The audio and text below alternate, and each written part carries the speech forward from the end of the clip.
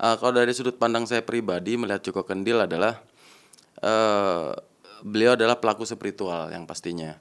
Pelaku spiritual di mana dia sedang menjalankan suatu, tingkatan-tingkatan kenaikan spiritualnya dalam, pengkajian dia terhadap, alam semesta. Jadi setiap, murid biasanya dituntut untuk turun gunung oleh, guru, yaitu salah satunya adalah ya jadi, dari gurunya itu biasanya menyarankan untuk muridnya untuk turun gunung langsung dengan cara yang berbagai macam cara ya, salah satunya tafakur alam. Jadi intinya dari tafakur yang dilakukan oleh, si Joko Kendil ini yang disarankan gurunya adalah melatih, suatu ego, melatih, meminimalkan duniawinya, bagaimana dia cara memerih ya, karena yang dilakukan si Joko Kendil adalah lelaku. Kalau yang berkaitan dengan macan putih yang saya perhatikan dari sudut pandang pribadi saya, jadi kalau Joko Kendil, mengalami pengakuannya dia menunggangi, macan putih, tapi dari sudut pandang kita sebagai manusia normal misalnya memandang dia seperti jalan biasa kan. Nah sebenarnya apa yang diyakini itu adalah bisa jadi itu adalah kalau yang saya perhatikan adalah khodamnya. Tapi khodamnya ini bukan berarti dia menunggangi, macan yang sesungguhnya dalam sisi metafisik. Tapi kalau lebih saya perhatikan adalah, Joko Kendil ini ketika melakukan perjalanan jauh ini menuju ke titik-titik yang dilalui itu menggunakan kalau menurut saya menggunakan keilmuan yang namanya ajian lipat bumi. Kalau kalau itu ada kaitannya dengan macan putihnya Prabu Siliwangi, benar atau tidaknya wallahualam karena saya juga tidak bisa memastikan. Karena kalau kita bicara unsur, metafisik apalagi yang berkaitan dengan jin atau khodam, wujud apapun itu bisa dimalihrupakan, wujudnya beraneka ragam. Kalau menurut saya bagi sudut pandang pribadi saya dengan pengalaman, spiritual yang saya jalani juga, sebenarnya untuk dia kan salah satu kategori dia itu petugas. Kalau kita bicara tanda kutip petugas ya, petugas yang menjalankan amanah yang mungkin orang-orang umum lainnya mungkin tidak mampu menjalankan tugas tersebut. Salah satu saya kasih contoh, penyeimbang. Contoh penyeimbang adalah bagian titik-titik wilayah di NKRI ini semua memiliki titik bonggol, mercusuar.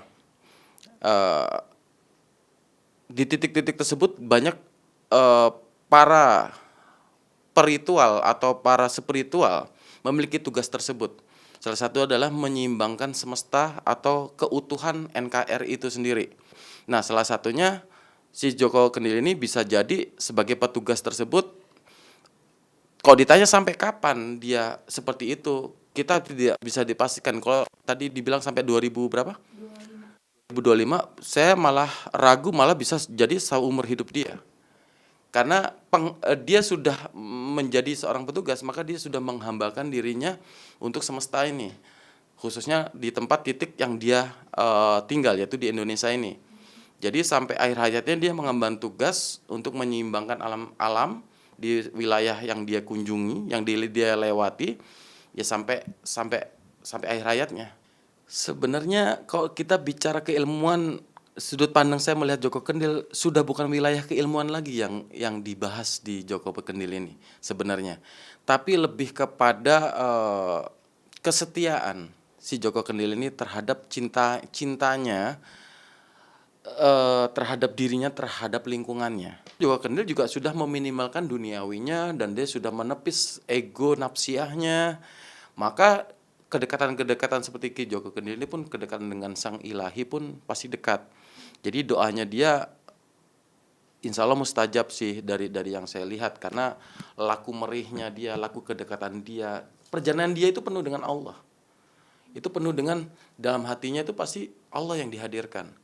Dia hanya mengemban tugas saja. Sebenarnya hal ini sebenarnya tidak perlu diekspos karena ini adalah salah satu rahasia juga seperti itu. Ki Joko Kendil juga nggak mau diviralkan karena dunianya sudah milenial. Ketika melihat Joko Kendil lewat, anak-anak ABG atau anak sekolah pun ngelihat, ini langsung divideoin, diapain, akhirnya upload, akhirnya jadi FYP ya.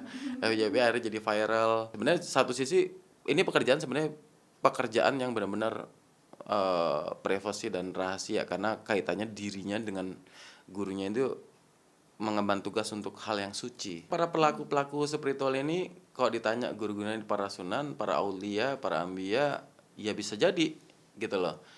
Karena kita hal ini sebenarnya lebih dalam ya.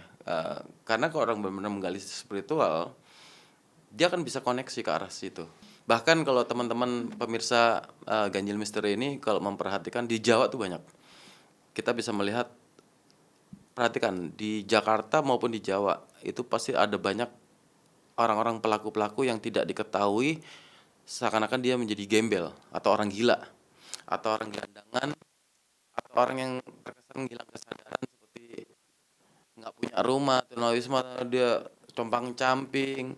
Perlu Anda ketahui, mereka ini sebenarnya menyamar. Ada yang menyamar, ada yang benar-benar gila, ada yang menyamar. Mereka ini pelaku, petugas. Seperti intel gitu, Mbak. Tapi dia lebih kepada rohaniah dia yang sedang dia jalankan. Itu kalau menurut saya orang terpilih. Orang terpilih. Ketika ada orang yang mau perjalanan spiritual yang seperti Joko Kendil lakukan, itu perjalanan yang tidak mudah. Makanya kalau orang yang sengaja, saya mau dong seperti itu, saya yakin nggak sanggup. Karena itu kalau sudah kita ditugaskan, itu batin kita yang tergetar.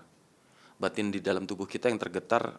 Kalau dia memang bukan sang petugas itu, nggak akan ada kadarnya dia untuk bisa melakukan hal tersebut. Entah apa yang akan dilakukan, itu adalah satu misi. Seperti itu. Yang pasti ada kaitannya dengan keutuhan yang tadi saya sebut di awal. Lebih ke arah situ. Karena masing-masing gunung ini punya pancer, punya mercusuar, buat poros, dan para ahli spiritual yang akan memahami itu. Enggak, dia tahu batasan-batasan. Dia batasan-batasan. Kalau dia keluar dari batasan, dia pasti kena dam.